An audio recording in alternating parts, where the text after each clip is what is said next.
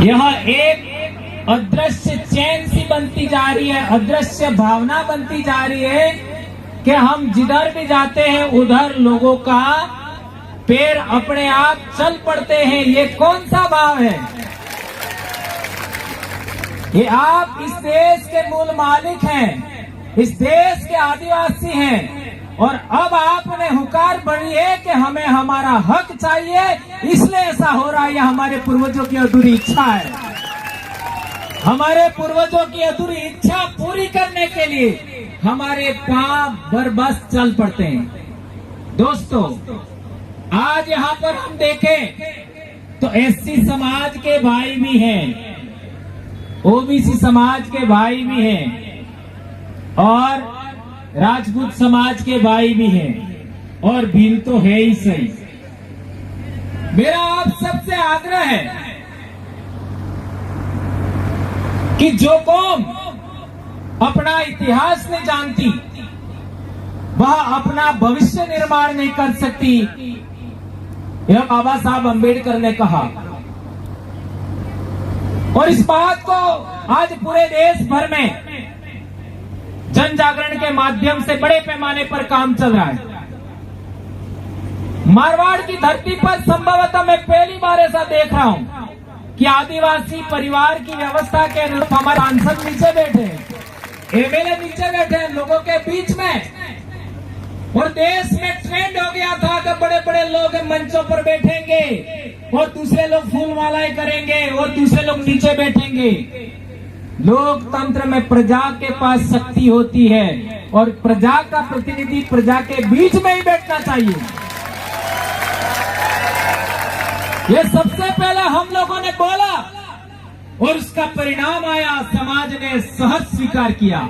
आज हमारे मंचों पर हमारे बाप दादे बैठते हैं, हमारे बाप दादे जिनका खून हमारे अंदर मौजूद है, जिन्होंने इतिहास रच के गए हैं, जिन्होंने हमारे स्वाभिमान गर्व गौरव का एक इतिहास रचा है, उन आदर्श पुरुषों का स्थान हमारे से थोड़ा सा ऊपर होना चाहिए। ये पूर्वज पूजा का सिद्धांत है और उस पूर्वज पूजा के सिद्धांत को हमने एक्सेप्ट किया है। इसके लिए मंच पर हमारे बाप दादे बैठते हैं, हम नहीं बैठेंगे, ये बात हमें स्वीकारनी है। दोस्तों, आदिवासी कौन? तो कई सारी बातें आएगी, जिनका जीन, जिनका डीएनए यहाँ के लोगों से का हो, यहाँ जो पैदा हुए, कई बार से आए नहीं, कई बार गए नहीं, वो आदिवासी है। ये बात तो हम जानते हैं, लेकिन आदिवासी की एक सबसे बड़ी विशेषता क्या है? आदिवासी एक सबसे बड़ी विशेषता है, वह हर काम, हर निर्णय समूह में करता है। वो अकेले एक आदमी के निर्णय के आधार पर कभी नहीं चलता है। यह आदिवासियत है, यह सामुदायिक आदिवासियत है। और एक दूसरी बात, आदिवासी अपने पास जमीन भी होती है और किसी के पास जमीन नहीं है, कोई संकटग्रस्त है, उस समाज को भी अपने पास रखता है और अपना हिस्सा देता है और अपने बराबरी के आधार पर उसका मान सम्मान बढ़ाता है। उसको कहते हैं आदिवासियत। और एक बात आपने देखा होगा, आदिवासी समाज का पूजा पद्धति होता है, उसके अंदर महिला को भी बराबरी का सम्मान होता है, आदमी को भी बराबरी का सम्मान होता है। आदिवासियों में कोई बड़ा नहीं होता, कोई ऊंचा नहीं होता, कोई छोटा नहीं होता। ये आदिवासियत में ऊंच नीच जाति व्यवस्था, वर्ण व्यवस्था नहीं होती है। मैं एक शिक्षक हूँ और आप लोगों ने देखा होगा 8वीं क्लास के अंदर आज का सामाजिक ज्ञान पढ़ लीजिए, उसमें आदिवासी का पाठ है। उसके अंदर क्या लिखा है? आदिवासी वे लोग हैं जो राजाओं के शासन में नहीं आते हैं, जो जाति व्यवस्था में नहीं आते, जो वर्ण व्यवस्था में नहीं आते। आदिवासियों का धर्म हिंदू, इस्लाम, ईसाई सबसे अलग है। यह 8वीं क्लास में लिखा हुआ है। तो किसका इंतजार कर रहे हो आप लोग? हमें किसी का झोला उठाने की जरूरत नहीं है, किसी की चादर बिछाने की जरूरत नहीं है। हम इस देश के मालिक हैं, हम इमिग्रेंट्स पीपल नहीं है, हम इंडिजिनस पीपल है। हमें मालिक की तरह सोचना होगा, हमें राजा की तरह सोचना होगा, हमें मजदूर की तरह नहीं सोचना है। ये बात याद रखिए दोस्तों। एक बार भील समाज समस्याग्रस्त है, ये तो हम जानते हैं। मेघवाल समाज समस्याग्रस्त है या नहीं है? है या नहीं है? है। जाट समाज समस्याग्रस्त है या नहीं है? है। न्यूनाधिक तो होगा। यस।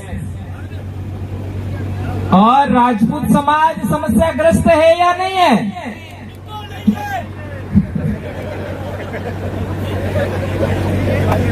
चलो आपने ऐसा कहा, उसको मैं मान लेता हूं। एक पॉइंट के लिए सिंगल, भील समाज व्यापार कर पाता है कि नहीं कर पाता है? नहीं कर पाता। और राजपूत समाज व्यापार कर पाता है या नहीं कर पाता है? क्यों नहीं कर पाता है? ये सिमिलरिटी क्यों है? मेरे को पढ़ाने वाले टीचर, वो भी चौहान थे मेरे गांव के, उनको मैंने सवाल पूछा। क्या सवाल पूछा? वो भी जिंदा है, भट्टी साहब आपका आमंत्रण है, वहां आकर के उनको पूछ सकते हो, क्योंकि आप भी बैठे हुए मेरे सामने सुन रहे हैं। वो मेरे स्कूल में आए, यार भंवरजीत आप लोग आदिवासी के बारे में बहुत बोलते हैं, तू तो मेरा बच्चा है यार, मैंने पढ़ाया तेरे को। तो मैंने सर से सवाल किया, 2 सवाल दूसरे हैं लेकिन वो नहीं बताऊंगा मैं, जल्दबाजी होगा। एक सवाल जो मैंने उनको पूछा, वही पूछा कि हमारा समाज व्यापार नहीं कर पाता है और आपका समाज भी व्यापार क्यों नहीं कर पाता है, उसका जवाब दीजिए। मैं स्टूडेंट था, वो शिष्य, वो गुरु थे। उन्होंने काफी सोचा समझा और उन्होंने क्या कहा वो भी अभी मैं नहीं बताऊंगा, है ना। लेकिन एक बात आपके सामने फिर रख के जा रहा हूं कि 6वीं शताब्दी में हमारा क्या सह संबंध है, ये देखिए। फिर हम लोगों को बात करनी चाहिए। बेशक मारवाड़ की धरती पर इंद्र मेघवाल की बात आई है और वो शायद जितेंद्र जी मेघवाल की बात आई है, कार्तिक भील की बात आई है, हमारे उदयपुर में पूजा भील की बात आई है, हम बेशक जानते हैं। लेकिन हम लोगों को समस्या को समझना है। मैं इतिहास का स्टूडेंट हूं और मेरी जिंदगी मैंने इतिहास के पीछे लगाई है, तो मैं कहना चाहता हूं इतिहास समझिए। और इतिहास के आधार पर मैं ये भी स्वीकारता हूं, मानता हूं कि राजपूत समाज भी समस्याग्रस्त है। भले आप लोग समझ लीजिए, कोई दिक्कत नहीं है। यदि राजपूत समाज समस्याग्रस्त नहीं होता तो गुजरात में शेखावत जी का पगड़ी क्यों उछला?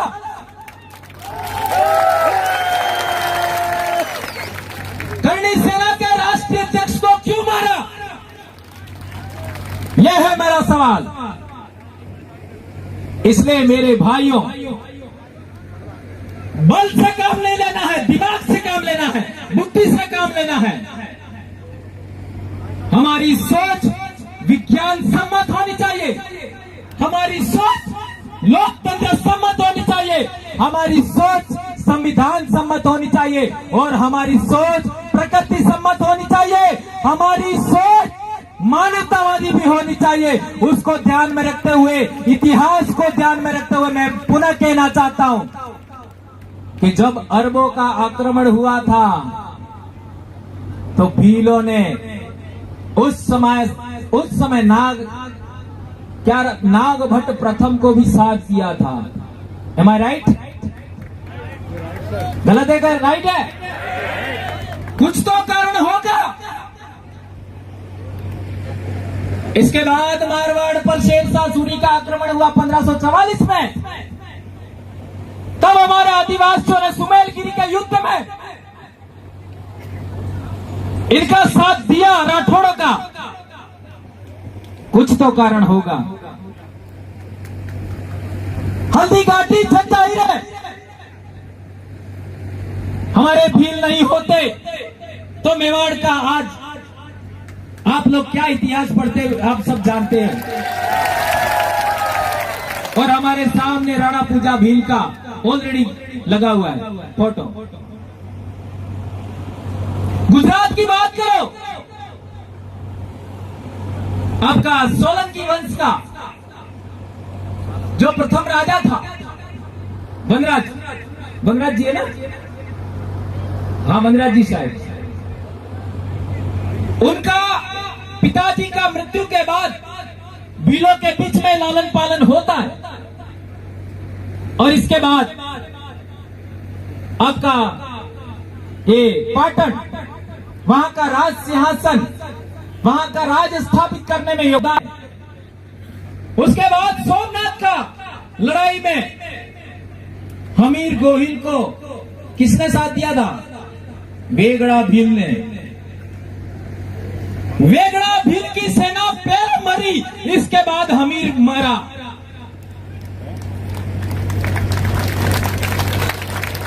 इसलिए मेरा पुनः सवाल है, राजपूत समाज व्यापार नहीं कर पाता है, भील समाज भी व्यापार नहीं कर पाता है, उसका कारण क्या? जब अरबों का आक्रमण हुआ हमारे इलाके में, तब चित्तौड़ पर मानमोरी का राज था और सिंध में भी मानमोरी के परिवार का ही राज था। और आज सिंध में 16 राजपूत है, वो कौन है? जांच करिएगा।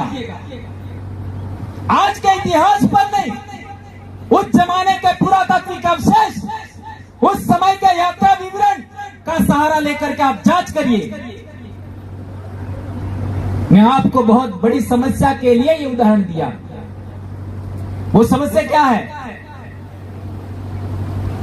वो समस्या ये है कि हमारी आपसी गुत्थम गुत्था में एक दूसरे को पछाड़ने के चक्कर में हम राजा से रंग हो गए, राजा से रंग हो गए, राजा से प्रजा हो गए, और आज हम दूसरों की दरिया बिछाने का काम कर रहे हैं। इसलिए मेरा आप सबसे आग्रह है, हमारी समस्या क्या है? हमारी समस्या है, एक और बात मैं भूल गया था, खानवा का युद्ध हुआ। उस खानवा के युद्ध में भी हमारे भीलों ने साथ दिया था, राणा सांगा का। और एक बड़ी बात सोचिए, जिनके दिमाग में धर्म का क्या कहते हैं, हिलोरे मारती है भावनाएं। खानवा युद्ध हुआ बयाना के आसपास। उस युद्ध में सेनापति कौन था? जो अपने 12,000 सैनिकों के साथ में रणभूमि में खेत रहा, हकीम खां सूर। हल्दीघाटी के युद्ध में भी क्या नाम था? है? सेनापति क्या नाम था? नहीं, मान सिंह जी नहीं, वो मुस्लिम थे।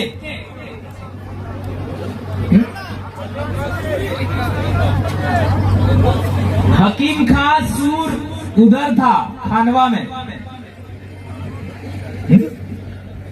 हाँ, हसन खां मेवाती। यस, हसन खां मेवाती हो पे नाम है, इसलिए वो डिस्टर्ब हो गया। हसन खां मेवाती खानवा में और हकीम खां सूर हल्दीघाटी युद्ध में। देखिए, इतिहास होता है। इतिहास पुरुष देश की माटी का होता है, देश का होता है, वो किसी समाज का नहीं होता। तो इन दो बड़े युद्धों में मुस्लिम समाज का योगदान है, आदिवासी समाज का योगदान है, राजपूत समाज का भी योगदान है। तो मेरा पहला सवाल था कि आदिवासी समाज समस्याग्रस्त है, सबको पता है। एससी समाज समस्याग्रस्त है, सबको पता है। ओबीसी समाज भी समस्याग्रस्त है। थोड़ा स्वीकार करेंगे, थोड़ा स्वीकार नहीं करेंगे, लेकिन है। यदि नहीं है तो मेरा सवाल है, ओबीसी समाज की 52% प्रजा है इस देश में, क्या 52% उनका नौकरियों में योगदान है? नहीं है। और यदि राजपूत समाज समस्याग्रस्त नहीं है तो शासन में उनकी जनसंख्या के अनुपात में हिस्सेदारी है? नहीं है। प्रशासन में हिस्सेदारी है? नहीं है। इसलिए मैं कहना चाहता हूं, समस्याग्रस्त लोगों को लोकतंत्र के रहते, संविधान के रहते साथ आना चाहिए। अपनी अंदरूनी बातें खत्म करके सामाजिक भाईचारा खत्म कर रखा कायम करना चाहिए। और यदि सामाजिक भाईचारा कायम करेंगे हम लोग सभी समस्याग्रस्त समाज, तो हमारे इलाके को बदनाम कभी नहीं होने देंगे हम लोग कि हम आपस में लड़ने वाले लोग हैं, एक दूसरे का शोषण करने वाले लोग हैं, एक दूसरे को दबाने वाले लोग हैं। ये बात राजस्थान से सदा के लिए खत्म हो जाएगी। इसके बाद कार्तिक भील का कोई हत्या नहीं होगा, इंद्र मेघवाल की घटना नहीं होगी, जितेंद्र भील की घटना नहीं होगी, पूजा भील की घटना कभी नहीं होगी। इसलिए मैं कहना चाहता हूं, समस्या क्यों है ये पकड़िए, और समस्या है तो समस्या का कारण भी होगा, ये बात पकड़िए। समस्या है तो समस्या का कारण है। अब सवाल पैदा होता है कि समस्या का कारण क्या है। जब समस्या का कारण पता लगाओगे तो समस्या का समाधान होगा। अब मेरा सवाल है कि तुम लोगों को आज तक जमीन का पट्टा नहीं मिला, उस समस्या का कारण क्या है? तुम्हारे लोगों का आज तक जमीन राजस्थान टेनेंसी एक्ट में आप लोगों का प्रावधान होने के बावजूद आप लोगों की जमीन दूसरे लोगों ने छीन ली, या आपने धार्मिक क्रियाक्रम के माध्यम से आपकी जमीन बेच दी। कौन सा प्रावधान कहता है कि आदिवासी की जमीन दूसरे लोग खरीद सकते हैं? क्या है कोई प्रावधान? ऐसा कोई प्रावधान है क्या आदिवासी की जमीन कोई खरीद सकता है? नहीं है प्रावधान। इसका मतलब इलीगल हुआ। हमारे इलाके में भी आदिवासियों की जमीन नहीं खरीदी जा सकती, इसके बावजूद लोग खरीद रहे हैं। तो समस्या का कारण यह है कि तुम्हारी आवाज राज में नहीं है। जो राजा होता है वो निर्णय लेने काबिल होता है। राजा होता है वो निर्णय लेता है। आपका समाज निर्णय नहीं ले पा रहा है, इसलिए समस्या है। क्या ये बात आप स्वीकार करते हैं? कौन कौन स्वीकार करता है? हाथ ऊंचा करो जरा। बहुत बड़ी बात। तो आपको निर्णय लेने लायक बनना है। तो पहला, यदि आप मानते हो तो मैं जो कह रहा हूं उसको आप समर्थन दे सकते हैं, नहीं भी दे सकते, आपको समझ में आए तो ही देना, ठीक है? आदिवासी समाज की जमीन का रक्षण करने का आश्वासन दे, उसी को ही ठप्पा लगाना चाहिए। क्या ऐसा होना चाहिए? है? समझ में आया कि नहीं? आदिवासियों की जमीन का रक्षण करने का आश्वासन दे, और वो किस पर देना चाहिए? है? कागज पर के मुंह जबानी? कम से कम स्टाम्प पेपर तो होना ही चाहिए, होना चाहिए। इस तरीके की बात रखनी होगी आपको। हमने हमारे इलाके में ऐसा ही बातें रखी थी सबसे पहले, आदिवासियों का रक्षण सबसे पहले, और वो भी ये आश्वासन हमको राजनेताओं से चाहिए, क्योंकि शासन में वो बैठते हैं। दूसरी बात, आदिवासियों की एट्रोसिटी होती है तो वो नेता वहां खड़ा रहना चाहिए हमारे पक्ष में। ऐसा होना चाहिए कि नहीं होना चाहिए? हमारे इलाके में भी नहीं होता है। लेकिन अब धीरे धीरे फिजा बदलने लगी है। तो यदि ये दूसरी बात भी आप स्वीकार करोगे तो आपके इलाके में भी ये बात होगी। तीसरी महत्वपूर्ण बात जिसको लेकर आज मीटिंग है, मैं ऐसा कहना चाहता हूं कि इस इलाके में ही भिल्ल समाज का दिक्कत नहीं है। जो हमारे चंबल और बनास नदी की घाटी है उस इलाके में भी आदिवासी लोग परेशान हैं। अजमेर भिलवाड़ा के आसपास भी लोग परेशान हैं, उनका भी ऐसी तरीके की मांग है। तो महाराष्ट्र का उदाहरण देता हूं मैं। आप लोग औरंगाबाद चले जाओ, जालना चले जाओ, बीड चले जाओ, यवतमाल चले जाओ, जलगांव चले जाओ, अहमदनगर चले जाओ, पुणे चले जाओ, महाराष्ट्र की बात कर रहा हूं। वहां 25 किलोमीटर इधर, 25 किलोमीटर इधर, 25 इधर, 25 इधर, कहीं पर भी शेड्यूल्ड एरिया नहीं है, यानी 5वीं अनुसूची का इलाका नहीं है। लेकिन यहाँ बीच में आदिवासी बाहुल्य गांव है तो वो 5वीं अनुसूची के तहत नोटिफाइड है, वो शेड्यूल्ड एरिया है। यदि इसी तरीके का राजस्थान में हो जाए तो कितना इलाका शेड्यूल्ड एरिया हो जाएगा? समझ में आया कि नहीं आया? जो आदिवासी गांव जिसमें 100% आदिवासी लोग रहते हैं, नंबर 1, और दूसरा 50% से ज्यादा आदिवासी लोग जिस गांव में रहते हैं उसको राजस्व गांव बना करके शेड्यूल्ड एरिया में शामिल कर दिया जाए तो यह आरक्षण की समस्या सदा के लिए समाप्त हो जाएगी पूरे राजस्थान में। क्या करना है? जो भी आदिवासियों की बस्तियां हैं उनको राजस्व गांव पहले घोषित किया जाए और इसके बाद उसको शेड्यूल्ड एरिया में शामिल किया जाए तो हम और आप एक हो जाएंगे। हमारे इलाके में जो लाभ मिलता है वही आपके इलाके में लाभ मिलेगा। और आज यदि 45% हमको आरक्षण मिलता है वो संख्या बढ़ जाएगी। जितनी संख्या बढ़ेगी आरक्षण भी बढ़ जाएगा तो सबकी रक्षा हो जाएगी। आज हमारे इलाके में देख लीजिए, डॉक्टर बन रहे हैं, इंजीनियर बन रहे हैं, अब IAS भी बनने लगे।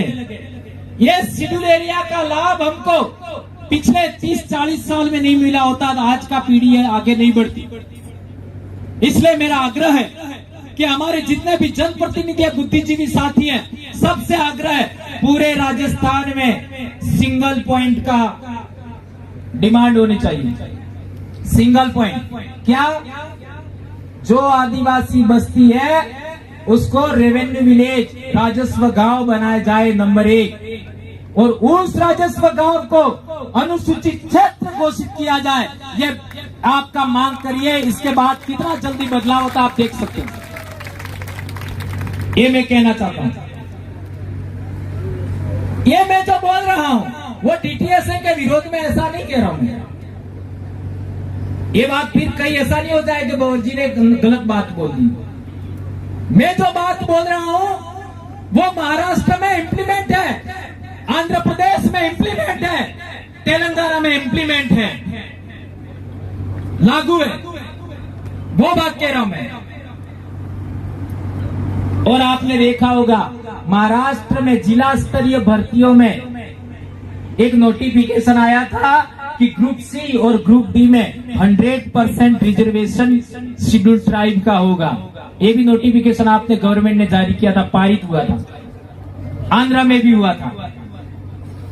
इसलिए अनुच्छेद 244(1) के अधिकारों का प्रावधानों पर हम लोग थोड़ा सा अध्ययन करें और उसके अकॉर्डिंग हम लोगों को यह डिमांड जो मैंने बताई इस तरीके करते हैं तो हमें एक बड़ी सफलता मिल सकती है, ऐसा मुझे लगता है। और हम लोग सभी एक हो जाएंगे पूरे राजस्थान में। एक बड़ी बात, जब सभी लोग समस्याग्रस्त है और सभी समस्याग्रस्त लोग एक जगह इकट्ठा होते हैं और साथ साथ बैठते हैं तो एक बड़ी बात आती है। क्या बात आती है? कोई 5% समस्याग्रस्त है, कोई 10% समस्याग्रस्त है, कोई 50% समस्याग्रस्त है, और कोई 80% समस्याग्रस्त है। ये स्तरीकरण है, ये बात समझिए।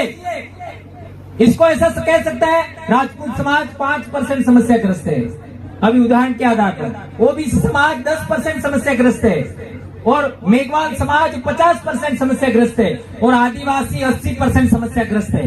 लेकिन है तो समस्याग्रस्त।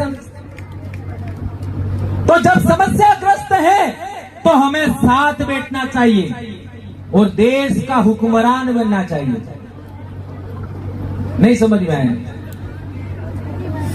और देश का हुक्मरान बनने के बाद हमारी सभी समस्याओं का एक झटके में समाधान करना चाहिए। संभव है, आप निर्णय लेने काबिल बनिए। यदि आप निर्णय लेने काबिल बनते हैं तो आपकी समस्याओं का सदा के लिए अंत हो जाएगा, ऐसा मुझे लगता है। आज हम लोग राजस्थान से बाहर दूसरे राज्यों में भी जन जागरण कर रहे हैं, कई समाजों का अलग अलग। आप लोगों ने मानगढ़ का कार्यक्रम देखा होगा, कितने लोग आते हैं मानगढ़ पर। हमने सिख समाज के लोगों को भी बुलवाया, जाट समाज के लोगों को बुलवाया, गुर्जर समाज के लोगों को बुलवाया। इस साल राजपूत समाज का भाई भी आया, हमने बुलाया नहीं, पहली बार आया, और वो भी बोला। मुस्लिम समाज के लोग भी बोले। ये सामाजिक भाईचारा धीरे धीरे कायम हो रहा है। इसका मतलब यह नहीं है हमारे अंदर छुआछूत का, हमारे अंदर शोषण का, हमारे अंदर दमन का, हमारे अंदर आपका क्या कहते हैं एट्रोसिटी का स्तरीकरण खत्म हो गया है। स्तरीकरण खत्म नहीं हुआ है, लेकिन हम हमारा शोषण करने वाले, दमन करने वाले समाज को सदा के लिए दुश्मन मान के चलेंगे तो हमारा आपस में ही टकराव होगा, हमारी समस्याओं का अंत कभी नहीं होगा। इससे अच्छा है हम आपस में टकराने वाले लोग, समस्याग्रस्त लोग आपस में बैठ करके बातचीत करना चाहिए, ये मैं कहना चाहता हूं। और बातचीत किस आधार पर? इसका इतिहास में आधार है, जो मैंने बताया था। अरब आक्रमणों के समय नागभट्ट के टाइम में हम लोग साथ आए थे, सुमेरगिरी युद्ध के समय हम साथ आए थे, आपका खानवा युद्ध के समय हम साथ आए थे, हल्दी घाटी युद्ध के समय हम साथ आए थे, वनराज सोलंकी के टाइम हम साथ आए थे, सोमनाथ में हमीर गोहिल के भी साथ बेगड़ा बिल के रूप में हम साथ आए थे। कुछ तो वजह है, और वो वजह किसी को जाननी है तो मेरे से बहस कर ले, मैं बता दूंगा। इसलिए मेरे भाइयों, आप सबसे मेरा आग्रह है कि हमारे आदिवासी समाज की एकता कायम होती रहनी चाहिए। और एक बड़ी बात मैं कहना चाहता हूं कि आज की तारीख में हमारे बीकानेर संभाग में जो नायक समाज है वो कौन है? भील है। देख लीजिए खाजा नायक, ये मध्य प्रदेश में नायक हैं, वो भील है। गुजरात में रूप सिंह भील और आपका परमेश्वर नायक, ये दोनों नायक लगाते हैं, रूप सिंह नायक, परमेश्वर नायक। और महाराष्ट्र में पिछले दिनों हम गए थे, है ना, तो वहां पर राघोजी आपका क्या नाम है, राघोजी भांगरे, और अभी हम लोग एक और मूर्ति का स्थापना वहां करके आए हैं, है ना, राघोजी नायक, यानी नायक बीकानेर से लगा करके महाराष्ट्र के अहमदनगर तक नायक नायक नायक आदिवासियों में मिलता है। तो राजस्थान में जो भील समाज का एक हिस्सा एससी समाज में चला गया नायक के रूप में, वो बीकाजी जो राठौर थे उसके जमाने से, तो उनको भी हमारे समाज के अंदर शामिल किया जाना चाहिए। Am I right? क्या इसका आप समर्थन करते? तो मेरे कहने का मतलब यह है कि आपको समस्याएं समझने के लिए, समस्याओं का समाधान समझने के लिए इतिहास को आधार मानना होगा। मेरी सबसे बड़ी ताकत है इतिहास, और इतिहास की वजह से इतने लोगों को हम जोड़ने में कामयाब हुए हैं। इतिहास की कड़ियों को हमें समझना पड़ेगा। और मैं कहना चाहता हूं कि 6ठी शताब्दी में हमारे पूर्वज राजा थे वो कौन से धर्म को मानते थे, ये आज से रिसर्च करना, रिसर्च करना। और इसके लिए एक और बात कहना चाहता हूं कि बौद्ध धर्म की महायान शाखा थी, उसके देवी देवता कौन कौन से थे ये आप पता करना, किसी को पता नहीं है। उनके धर्म ग्रंथ कौन कौन से थे ये पता करना, किसी को पता नहीं है। यहाँ बैठे हुए किसी भी आदमी को ये पता नहीं है। बोलो, ये पढ़िए और सच्चाई जानिए। जैसा नक्ताराम जी ने कहा था, हमें नास्तिक नहीं बनना है, हमें आस्तिक नहीं बनना है, हमें वास्तविक बनना है। इसी तरीके से हमें वास्तविक इतिहास जानना है, काल्पनिक इतिहास नहीं मानना है।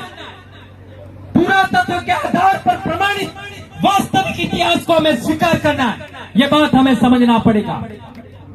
इसलिए दोस्तों, आप सबने मेरी बातें सुनी, कितनी बातें आपको समझ में आई मुझे नहीं पता, लेकिन आप मेरी बातों को समझेंगे ऐसी मैं आशा अपेक्षा करता हूं। और आने वाले समय में हमारा इसी तरीके का कार्यक्रम बालोतरा में भी होना चाहिए। हो सकता है, हो सकता है क्या? तो इसकी तैयारी आज से शुरू करो, हम आने के लिए तैयार हैं। इसी तरीके का कार्यक्रम पाली में भी होना चाहिए, जालोर में भी होना चाहिए, और लास्ट में जोधपुर में भी होना चाहिए। ये कह रहे कल ही कार्यक्रम है, जैसलमेर में भी होना चाहिए। जहां भील रहता है वहां होना चाहिए। जय भील प्रदेश का नारा ऐसे थोड़ी दिया है।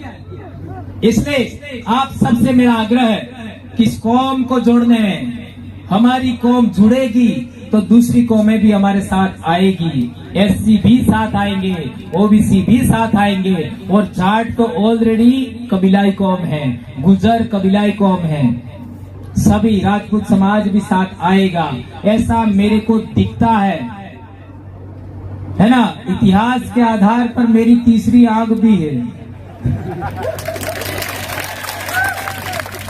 ऐसा कह दिया, थोड़ा गड़बड़ हो गया, लेकिन मैं 2015 में जैसा सोचता था ऐसा हो गया। मैंने सोचा था कि मैं जब 50 साल का होऊंगा तब क्या होना चाहिए वो हो गया,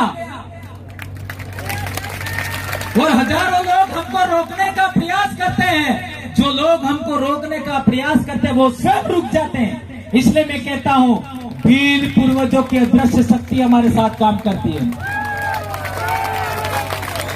ये भील पूर्वज ही हमारे भगवान है, ये भील पूर्वज ही हमारे ईश्वर है। और मैं कहता हूं, जो जिंदा इंसान है उस जिंदा इंसान के साथ में हमें सबका कल्याण करने वाली संस्कृति, सबके साथ भाईचारा कायम करते हुए, सबके साथ न्यायपूर्ण व्यवहार करते हुए हमें राष्ट्र का निर्माण करता है, आदिवासी राष्ट्र का निर्माण करना है। ये बात मैं कहना चाहता हूं। जय आदिवासी, जय जोहार, जय भील प्रदेश, जय भारत, जय संविधान, जय बिरसा मुंडा, जय टंटिया भील, जय राणा पूजा भील। धन्यवाद, बहुत बहुत धन्यवाद सर। एक बार जोरदार करतल ध्वनि से आपका बहुत बहुत आभार। मैं आपके